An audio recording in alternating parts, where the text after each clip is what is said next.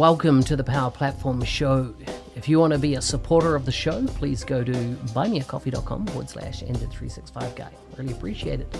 Now, let's get on with the show.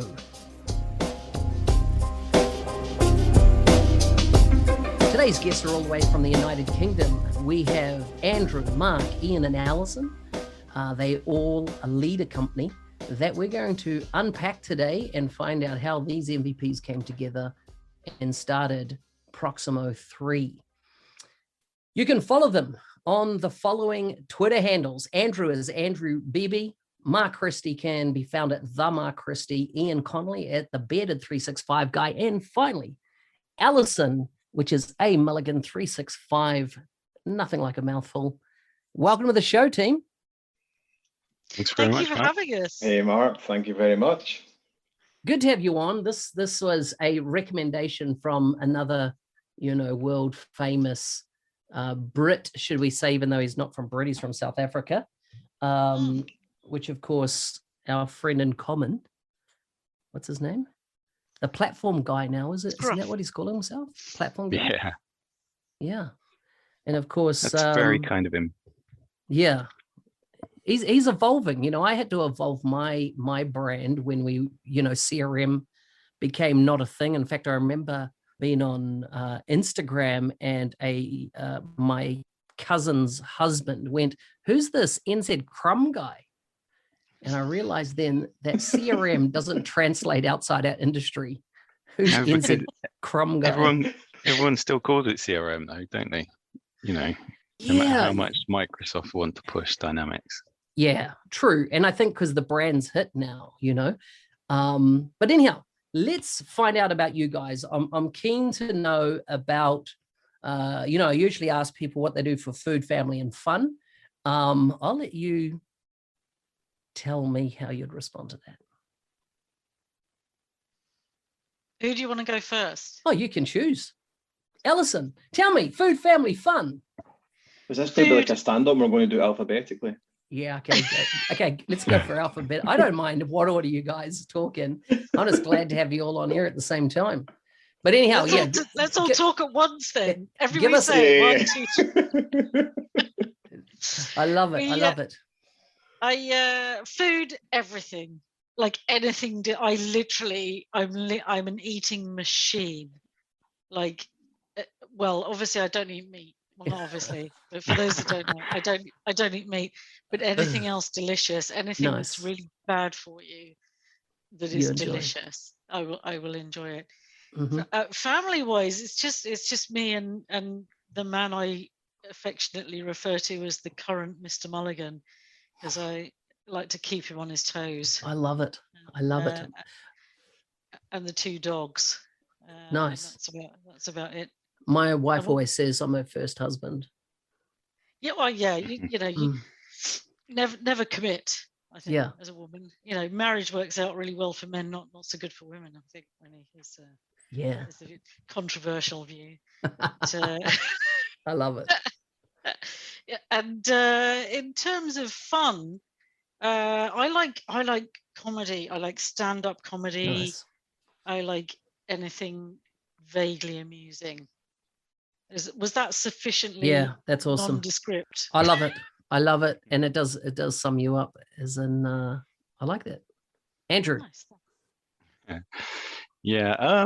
Food, family, fun. So I live in the South Midlands in the UK, and with my 2 kids and my wife. My kids, Matt and Lauren, they are 13 and 16. Wow. So I hardly see them at all now. But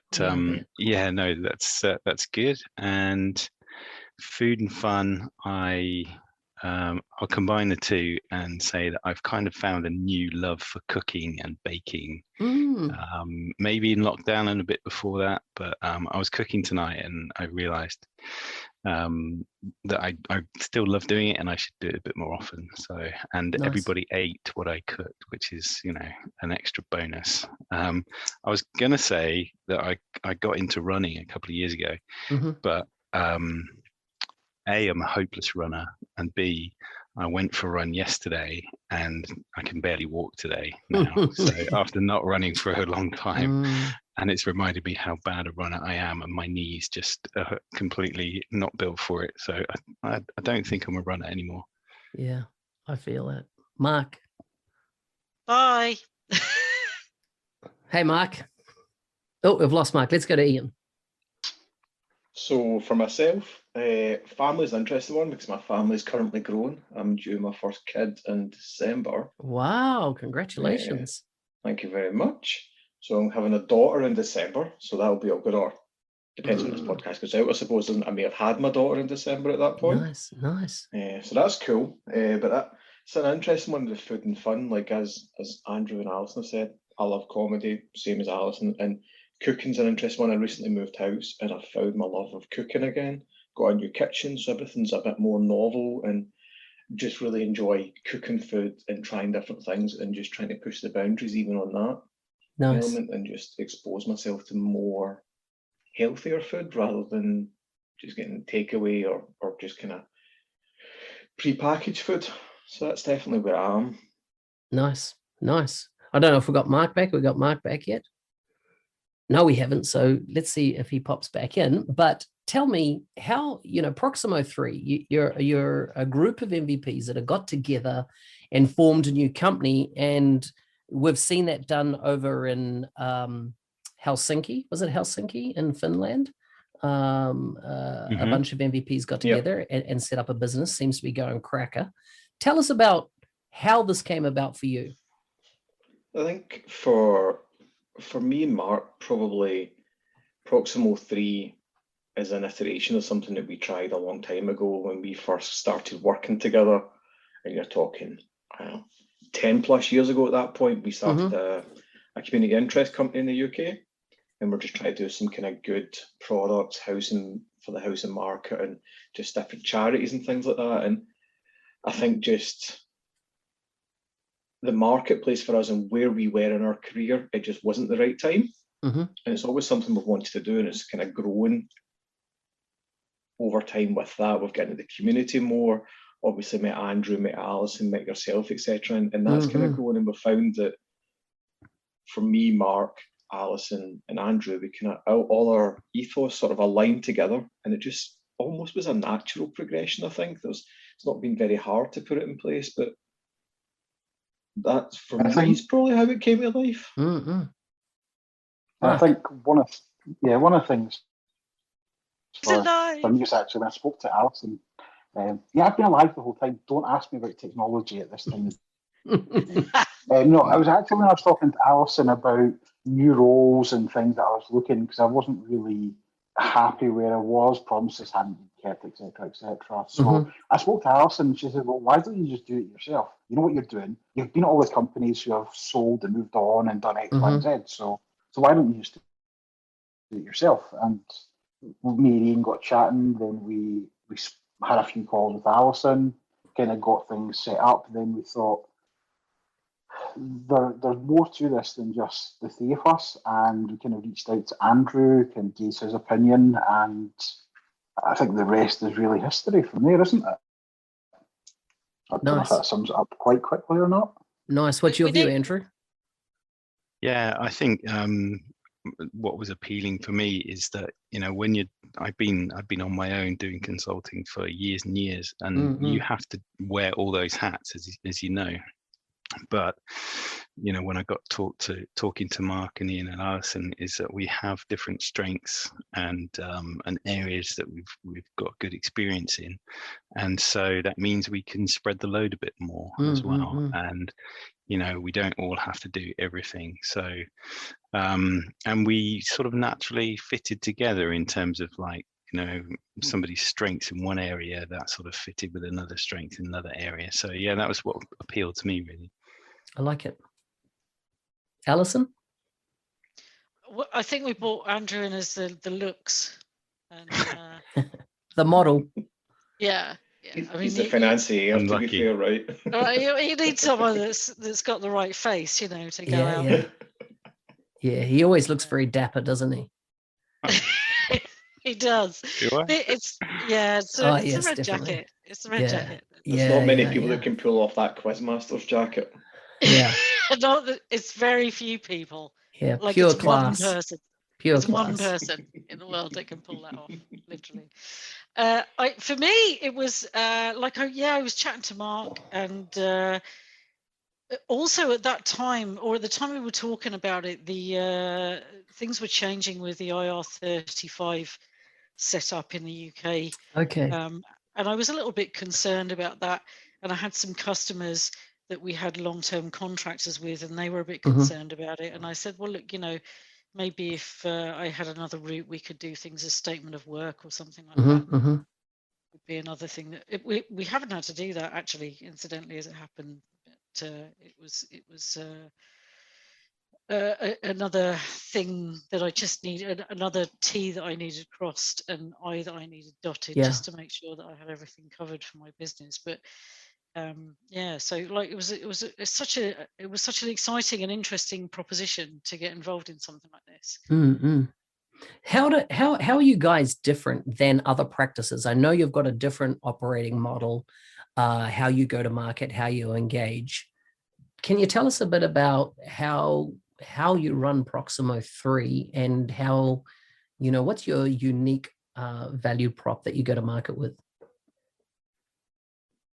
I think for us, there's a couple of things, really. It's the time in the industry that we've all had. We've all been there. We've all held quite senior positions, whether it be in delivery or whether it be in sales. We've all had that level of experience, and we've seen where things have worked. We've seen where things have failed, and kind of bringing that all together has worked quite well. But one of the things that we also look at is, we wouldn't say we are a consultancy practice as in a delivery consultancy. We are probably more geared towards management consultancy. So we're not going out and doing, we're going to build you 100 forms, we're going to build a Canvas app and a widget that will go boom, boom, boom in the night. What we're going to do is we are going to come in and we're going to tell you what you can do with the business to make it run better using the platforms. We'll tell you what went wrong in your project, how to remedy that. We will look at sort of your licenses. We'll help you select partners. If you're an ISV company, we'll help you with go-to-market strategies and do your introductions to people. So nice.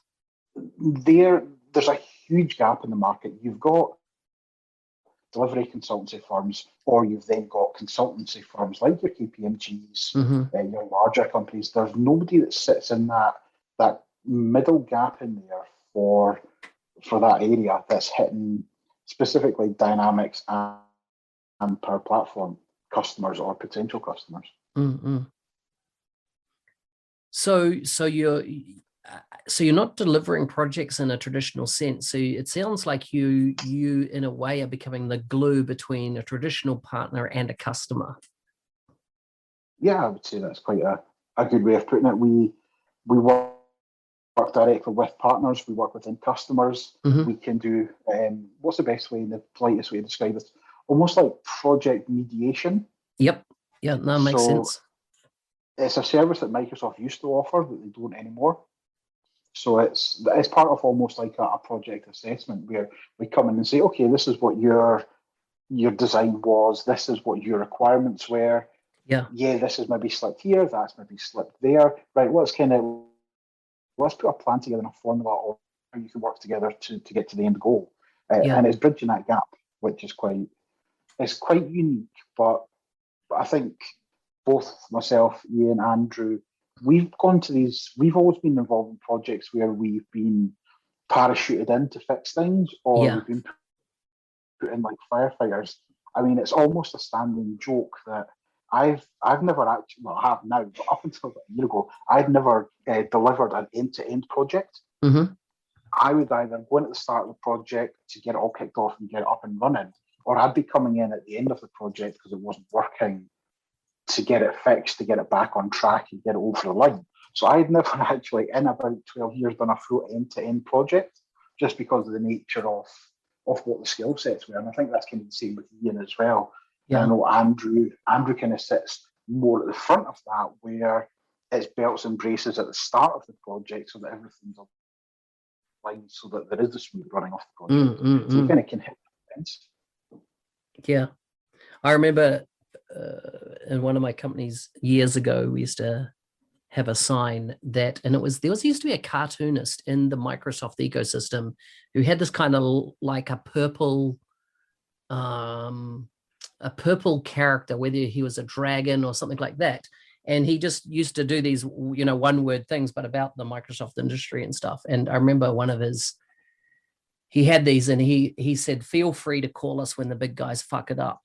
And that, and a lot of our work was always rescuing projects, and it was so on point about how, so many. My biggest customer that I originally had was because the biggest player in our market, after burning through $1 million+ in cash, just couldn't deliver. And so then a 2-man band, as we started out, we were able to deliver, solve their problems, and go on to do amazing things like for that organization. And it's interesting how many companies find themselves in that position. Andrew. Yeah, I think you kind of hit the nail on the head for me, in that when you get a partner in to deliver a project, you're paying for experience, right? And because you don't want to build that up within your organization, or you don't, have the knowledge of how to do that. And too often the projects I worked on with partners, the people that they put on the projects just didn't have the right experience. And so one of the things that I've sort of grown into in the last 5 or 6 years is being that interface between a customer and a partner, just to keep the partner a bit more honest and make sure they're doing the right things, following best practices. But there's a reason for that, and there are partners out there that just specialize in remediation on CRM projects, because they go bad so often. And that's really the attraction for me, is kind of understanding why. And it's not always the partner's fault, it's not always the customer's fault, it's a mix of a combination, really. But understanding why, and then also bringing the experience that we've got, which is probably around 50 years of experience just between us on Dynamics 365 and Power Platform projects, to know the things that can go wrong and get ahead of them, basically, so that customers can have more successful projects.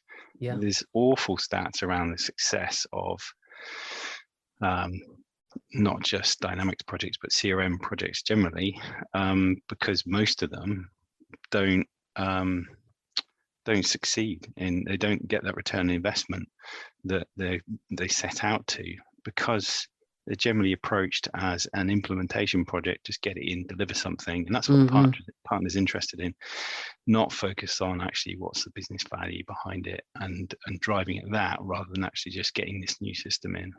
Yeah, so true. Tell us about your core offerings. What do you see as your core offerings in your business nowadays?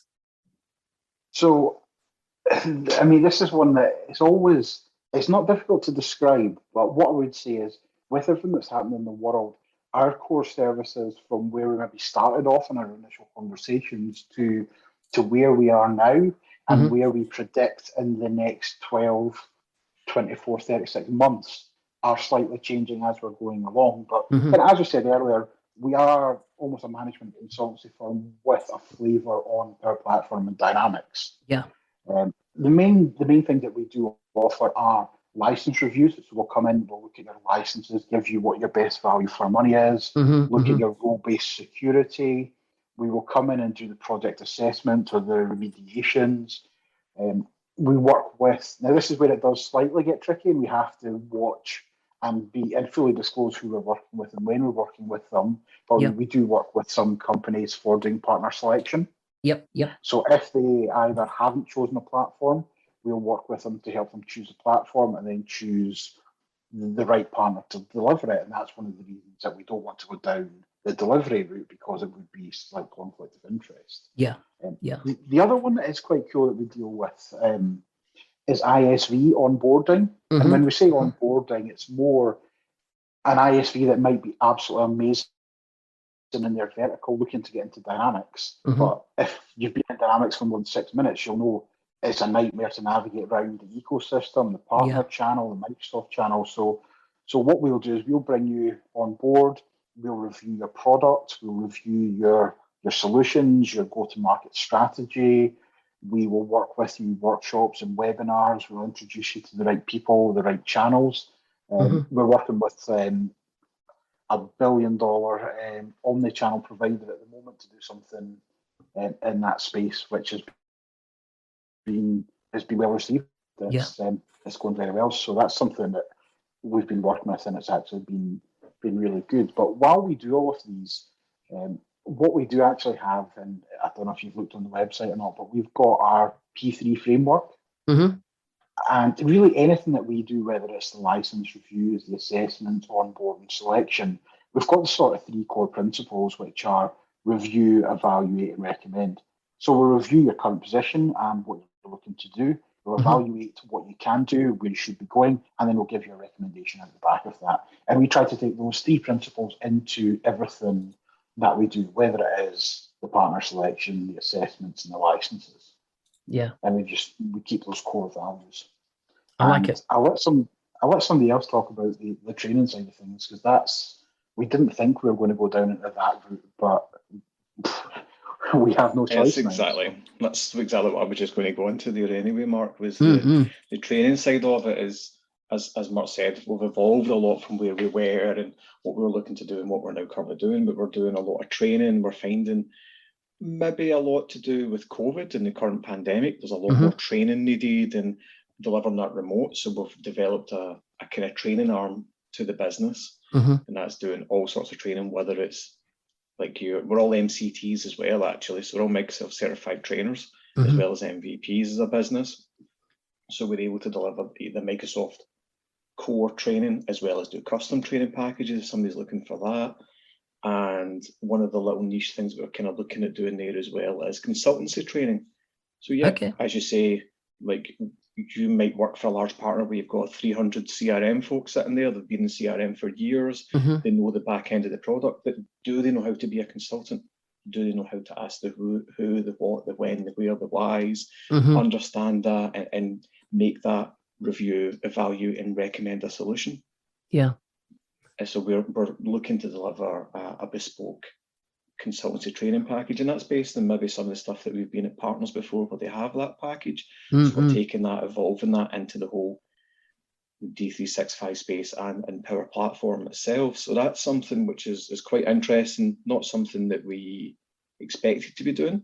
We realise that why not? We have all this, as Andrew said, 50 years plus knowledge between us all. So we can definitely shape that and help educate people to then better themselves as a consultant, and hopefully deliver better work for everybody.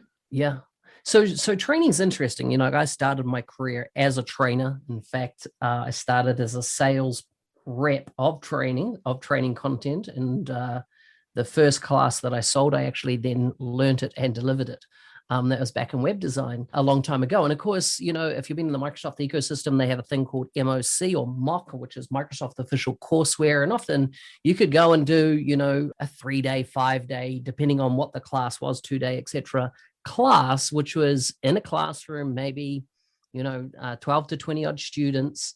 An instructor would go through, and there's even a category, a competency within Microsoft of, you know, a training or a learning partner. Now, that's not the type of stuff you're doing, right? You're not doing that official MOC stuff, which, you know, some of the feedback in recent times I'm getting is quite shocking, in that often even the Microsoft certified trainer is textbook learnt, right? They're not like somebody with deep knowledge in Microsoft business applications or anything like that. Andrew, what's your views? I agree. You know, you can almost put any trainer in a room and have them read the Microsoft official curriculum and just read the slides basically when they're delivering it, particularly remotely.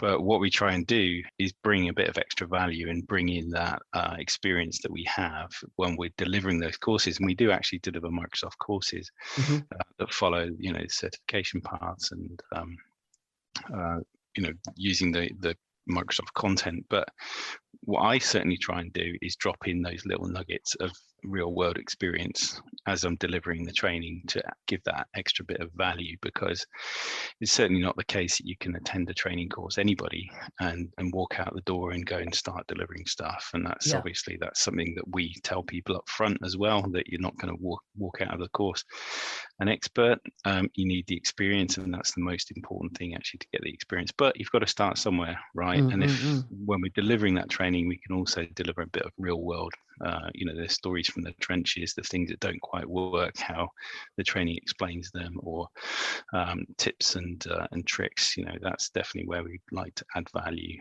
for when we're delivering training. Yeah. So in a COVID world, how's training done nowadays? How are you seeing it done? How has it changed? Obviously, classroom learning is not really the focus anymore, as in physical classroom learning so much. What's happening? So the ones that we've been delivering have been online. We are getting back to getting requests for on-site training, but the online ones, it's difficult to gauge at times. What we're trying to do is we're trying to keep people as entertained, as engaged as we can. One thing that we try to get, I know not everyone's comfortable with it, but we try to get people's cameras on all the time, just to make sure they're paying attention. And I mean, if you've done teaching, if anyone's done any sort of teaching at all, you can tell by somebody's expression if they've got what you've taken, what you've just given them. I mean, I'll explain something once, and I'll be able to tell from their face if they've got what we're talking about. Then I'll maybe change how I've worded it, see if they get it that time, and then I'll try and roll it into a scenario that they're used to. And you can just gauge by their faces if they're getting it. So it's done remotely with a lot more breaks. Because everyone kind of gets burnout, everyone gets fatigue if you're not sitting about. I know that some of the trainers that we have been using have been doing some games and quizzes for Amazon vouchers as we're going through things. Just to keep, again, it's that engagement. If you keep people engaged, the retention of what you're handing over hopefully sticks a little bit. Yeah. So good. Anyone else want to add anything to that? I'm keen to explore with you and with all your experiences around how consulting has changed. And of course, we're looking at it from the lens of Microsoft business applications. But in the last 18 months, well, since around the start of the first quarter of 2020, the world massively changed with COVID. And Mark, I know you've talked a lot about mental health in the past and the impact of traveling so much as a consultant and living out of hotel rooms. And then we've gone to this flip thing where we're all living from home. Sorry, we're all working from home. Hope we're all living at home. We're all working from home, and it's added a whole level of, if you look at a lot of the research, folks that were people were worried that, if I can't see, managers, if I can't see my staff, how do I know that they're working? And of course, the flip side has happened is that people are overworking now. The data is in showing people are working much longer hours. They're not taking breaks. They are, so they're not going on a holiday. Like I know Europe has started opening up. Where we are, we can't get on a flight out of our country. We're marooned here. And so what people are doing are deferring holidays. They're going, flag it. I'm not going to necessarily holiday locally because I'll save my money and my leave and I will wait and go in until this thing blows over, so to speak. Alison, what are you seeing? Yeah, I love this subject and I love it for a multitude of reasons, but one of which is a few years ago before any of this COVID stuff happened. And I think, Mark, I've got a vague recollection that you and I spoke about this before. I wanted to introduce something called a ROE, a results-only work environment. And I discussed it with a few people, and typically the response I got was, well, how are you going to measure what people are doing, or how do you know if they're online, or that kind of thing, typical kind of manager stuff. And I said, you're missing the point. Yeah, because the point is not to know when people are online or to measure KPIs. The point is that you have somebody hired in your organization to deliver a result, and all you need to do is measure, are they delivering that result for you? And that's it. And I think what I hoped for the COVID situation is that people would be able to take their lives back under their own control a bit. But I think, as you've alluded, that's not what's happening. You know, people are working from morning till night and not taking holiday. I mean, I know that you can't go away, you know, depending on your situation, but and you know, I myself, although I used to have 4 hours of commuting in my day to get up to the office in London, there were lines of demarcation. Right, I would leave the house at 6:30 in the morning, and then I would leave the office at like 6:30 or 7 in the evening, unless there was, you know, an event, or you know, we were having a meet up or something. I would leave about 6:30 in the evening, and then you've got that kind of decompression time to get home and finish off emails and stuff like that, and then you get home and your evening is your evening. But now I find myself working until, you know, 1:45 in the morning, talking to people in New Zealand. Yeah, crazy, right? Iain. Yeah, I think it's such a passionate thing at the moment, and it's because we're all living it, right? Sort of before COVID, there was a partner that I had spoke to about potentially working for, and I'd been out on my own for about a year from working for partners previously, and it was considering going back as a contractor, as a perm, back to a partner. And that was one thing that really put me off for them. I'm used to working from hotels, I'm used to travel, I'm used to doing all that stuff and being under my own steam. And this partner was very much like, no, you will be in the office 5 days a week. You need to be here, because if you're not here, as Alison said, how do we know what you're doing? How do we measure you? And that was, for me at that point, that was just red light. It was absolutely like a complete no-go, because not that I can't be autonomous or anything like that, but I just thought I can't work for something that's so restrictive, because it's so old school from where it should be. For me, I just thought I can't go back to that. They, like them and every other business like that, COVID has had to bring forward their IT infrastructure, their IT plans by 5-10 years. They might have wanted to go online. The Microsoft Teams subscriptions probably went up. I can't even imagine how much that's went up over the last 18 months. Because everybody signed up to it, whereas before they would maybe be partly using it, partly not using it. I've definitely fallen foul, as Alison said herself, to working longer. I am that exact person, Mark, where I've delayed taking any holidays, because what's the point? I can't go anywhere. So I'll just kind of keep plodding on, and I don't take breaks working from home. So I am really, really bad at it, but I'm aware that I'm bad at it, and I'm addressing it, right? It feels like I've made my peace with it a little bit, because I know it'll come round, and I'm taking some time off now, and I'm beginning at that point where I'm like, I need to take time off, because you can't keep burning that candle at both ends. You just can't do it. It's got such a detrimental impact on mental health and everything else. And as you say, you look at the studies at the moment are now telling you about things like, don't have your desk and your computer in your bedroom. Make sure it's a separate space, make sure it's somewhere you can walk away from. And I'm fortunate that I can do that in my house. I have an office, I close the door and I walk away from it. When I'm out of it. I then feel bad that I'm using a room in my house for my office. I then end up having guilt from that as well, which is just weird. But it's just trying to find that balance between it all, I think, at the moment. But I think if you know it, you can handle it, or you find that balance is the main important part for me about it. So true. Mark? Yeah, just to kind of reiterate what Alison said there, for us at Proximo, it's more about getting the results. We don't care if you're working 3 in the morning or 10 at night. If the work gets done, the work gets done, as long as you're comfortable. We've had people in working for us who basically look after the kids during the day and actually work at night when their partners come home. And that, for us, is brilliant. Yeah. We love that. And that also opens up the talent pool a little bit bigger to us. But I think we'll come on to that one a little bit later. What I was going to say was, when Iain was mentioning there about kind of closing the door and walking away, I've actually totally flipped. So everyone probably knows that I've had my shed in the bottom of my garden for about 12, 13 years that I've worked out of. Nice. We now have an office in Perth. So every single day now I'm actually going into the office. And when I close the door and leave the office, I'm not working. I will pick something up, but it's a physical location. I go there and it's not me sitting in the house all day.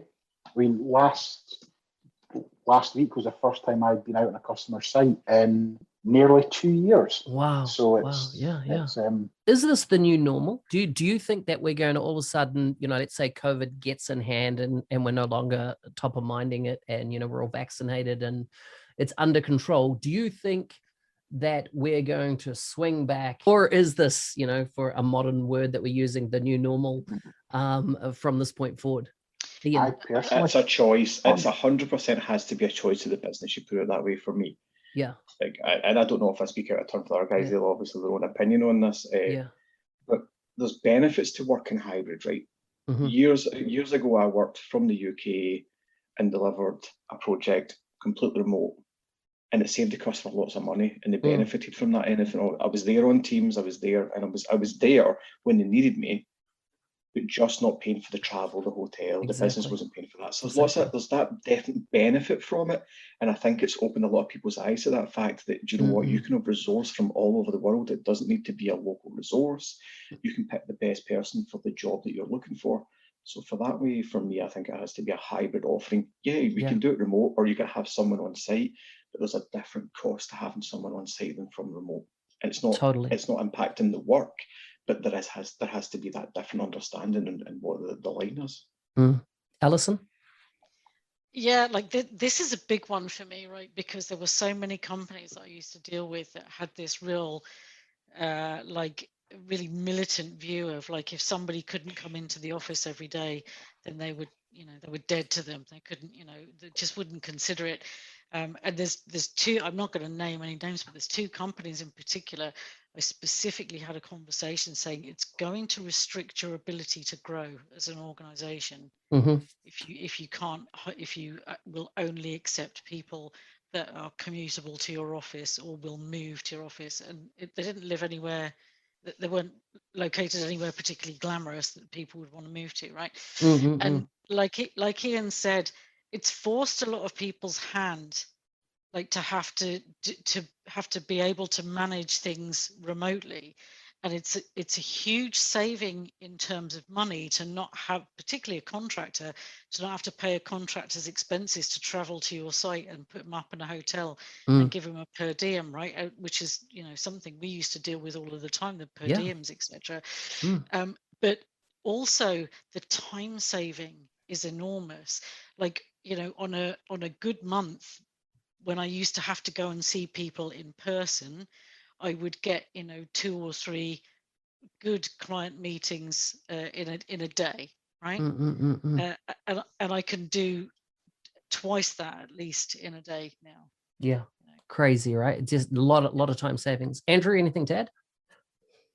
Yeah, I think, the guys have touched on a lot of things that I think are valuable in terms of, like, actually there's benefits to being away from your home in terms of being able to switch off and having that commute time to kind of get wound up to work, and also winding down after work. I think there's actual, there's mental health benefits to that, which is difficult to achieve at home if you're just, closing the door, or if you're working in the kitchen, the lines get blurred. So, but I think, your question about whether this is going to stick, I think I'm quite pessimistic, to be honest, in that I feel like in a few years we'll probably get back to that rat race again, certainly in some cities and some jobs where the expectation is that you're going to be, you're going to be in the office. And but having said that, the people that we've worked with over the past year or 2 years now, they have benefited from that wider talent pool, being able to pull people in from around the world or from around Europe to work on a project. But then they have to trust them to get on with it. And that's back to what Alison was saying about that results. You've judged on your results, not on the number of hours that you do. And I think that's a good change. But also, last thing I was going to say is that actually there is, going back to work 5 days a week, there is a mental health penalty for that. Actually being in an office. I mean, a friend of mine is she's gone back to work on a project which is very public, sort of publicly visible. and is expected to be in the office 5 days a week. And that's really, really different from the last 18 months. Totally. It's really draining, even commuting. She's not got a great, a big commute, it's like half an hour, but commuting, getting out of the house, being ready to work, being switched on all the time. She's got quite a high pressure job. That is completely different to what we've done in the last 18 months. And it's going to take quite a while, I think, for everybody to kind of get back up to speed and be able to work in that way. If they do, or maybe, we hit some kind of middle ground where it's 2 days in the office or 3 days in the office. I think that'd be the ideal for me. Mark, the final question I want to throw to you, which is, when we look at access or the impact to a greater talent pool now, being that, people can easily work cross-border when you're in a digital world, what are you seeing? So there is a lot more people. The talent pool is better. We, and Alison will attest this one, maybe 3 weeks ago, we randomly found somebody, spoke to them a couple of times, sounded them out, got them on working with us on a bit of work, and they were absolutely fantastic.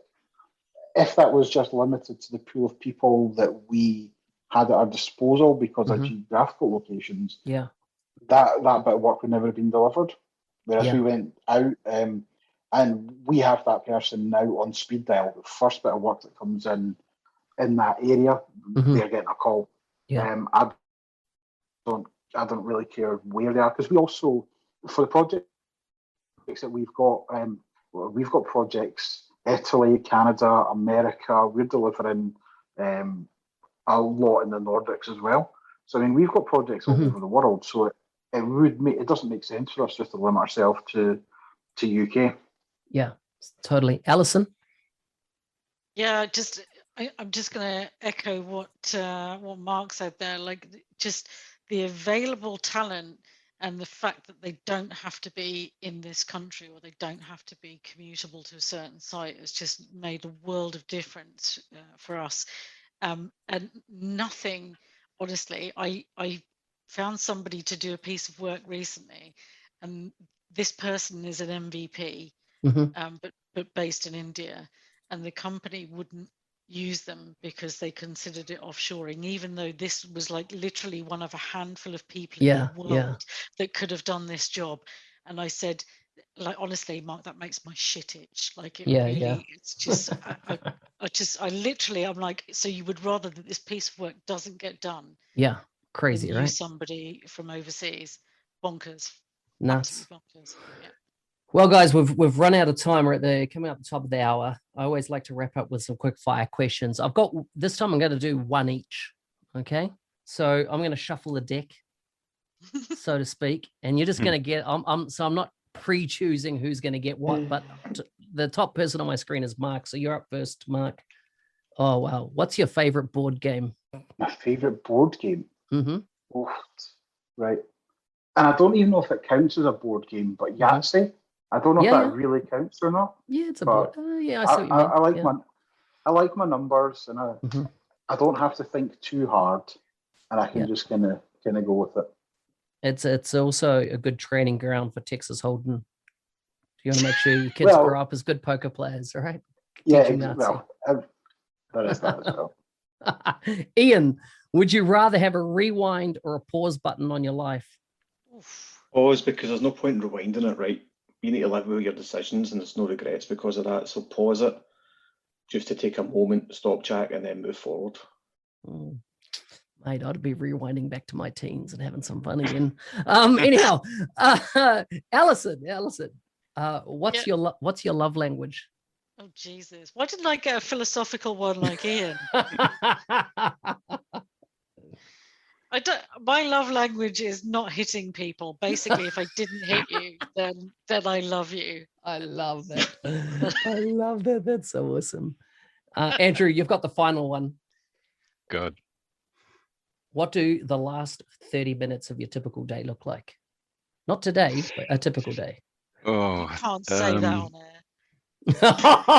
Like a working day.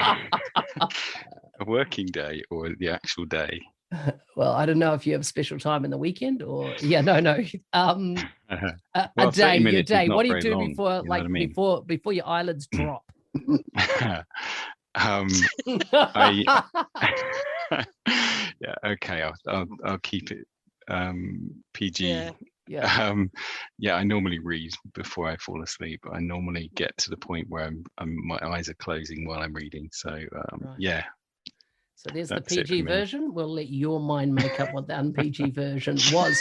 Guys, it's been an absolute pleasure to have you on the show. I look forward to getting this out. Thanks again. No It's problem. been Thanks for awesome. having me. Thanks for having us. Being awesome. Hey, thanks for listening. I'll be your host, Business Applications MVP Mark Smith, otherwise known as the NZ365 guy. If there's a guest you'd like to see on the show, please message me on LinkedIn. Let me know why I should reach out and interview for the podcast. If you like the show and you want to be a supporter, please go to buymeacoffee.com/NZ365 guy. Stay safe out there and see you next time.